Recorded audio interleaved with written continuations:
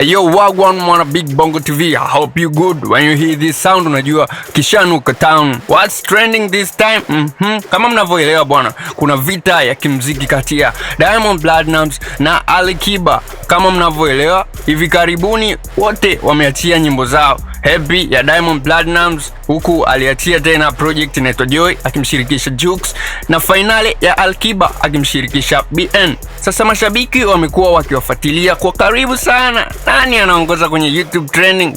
Kwenye digital platforms nani anachakaza? Kwenye challenge je? Okay. Kwa mujibu wa takwimu za hivi karibuni, final imekuwa na performance kubwa sana ndani ya muda mfupi tu baada ya kuachiwa. Video ilifanikiwa kuingia moja kwa moja kwenye trending charts na kukusanya mamia na maelfu ya views ndani ya masaa machache. Lakini kinachofanya story iwe kubwa zaidi ni hii hapa sasa.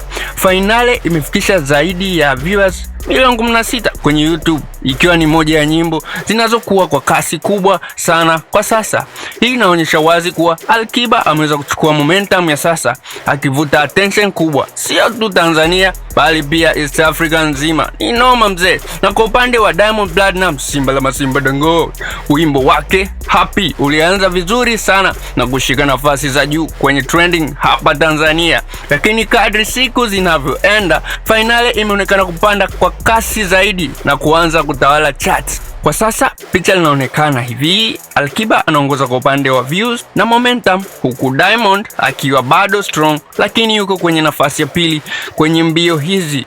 Tofauti ya views sasa ni kubwa, ni mamilioni, na hii inaonyesha kuwa ushindani huu umehamia upande wa Alikiba sasa. Lakini kwa upande mwingine, ukijaribu kuingia sasa kwenye zile challenge, nimaanisha pande za TikToks, Instagram, wapi, tunamwona kama Diamond Platnumz huku sasa ndiye anatembeza rungu.